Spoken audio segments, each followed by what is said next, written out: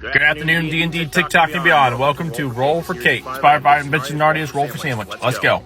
We are once again using the great app known as Mighty Dice. This app allows you to use a D20, D12, D10, D8, D4, or a D6 all together in this wonderful app.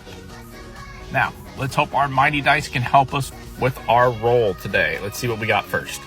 A 1. 13 by 9 pan. All right, we can make that work.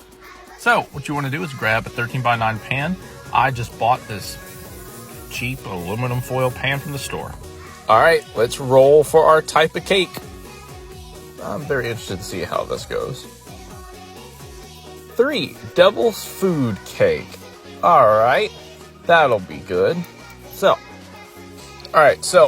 we're going to mix our wet ingredients with our dry ingredients. So we have 3 eggs, as you see below. Let's get all the eggs cracked. There we go. Half a cup of oil. And last but not least, a whole cup of water.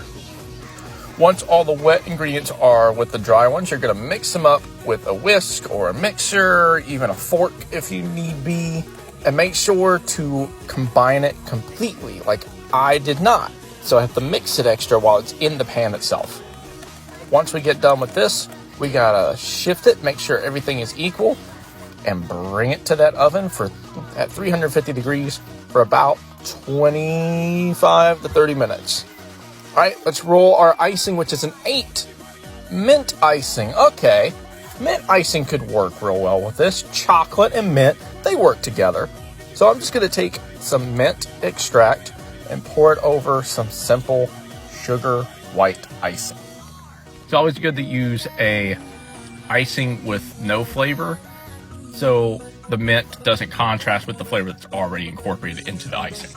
And look how nice that iced cake looks. All right, let's go ahead and roll for our toppings. 2 12, so we got caramel. All right, since we rolled 2, we got to roll once again. So let's see what we get for our next roll. Here we go. Oh, it bounced off of each other. And, 11 and 3. Okay, so 11 is none. And 3 is crushed cookies. Interesting. All right, so since I don't have any caramel at home, I'm going to make some fresh. What you're going to need is a cup of brown sugar, 4 tablespoons of butter, half a cup of milk, heavy cream, or half and half, and a tablespoon or more of vanilla. And once it incorporates itself after 6 to 9 minutes at low heat, you let it cool and eventually comes out to looking like this. And look how nice that looks. I'm going to mix this all together in a minute so it's not just all laying down there. Okay, now who's the culprit for not telling me that Chips Ahoy cookies made their chunky ones soft? I love the chunky ones, and now that they're soft, they're even better than they were before. We're going to go ahead and spread these across the cake. This is a good cookie to put on here because those chewy ones mesh with the flavor and the texture of the cake, and it doesn't make it too hard on the icing and cake itself.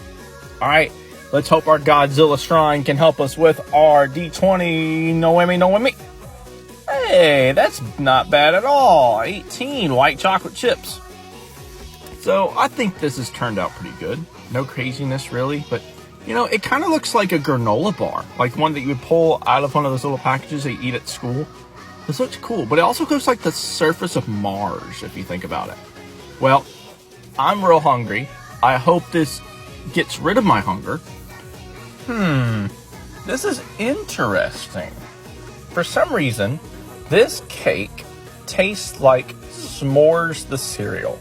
Have you ever had S'mores cereal? It's basically just marshmallows and graham cracker like chunks that are in a cereal form, and this tastes exactly like it. And I feel like S'mores had a mint flavored like variety at some point in time, but this works really well together. This is awesome. I'm gonna save this recipe for parties and get-togethers.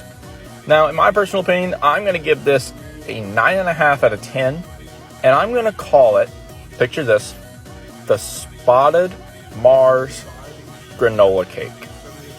I hope that works real good for y'all. Now, I'll see y'all next week. Have sweet dreams, a great week, and I'll see y'all next week on Roll for Cake.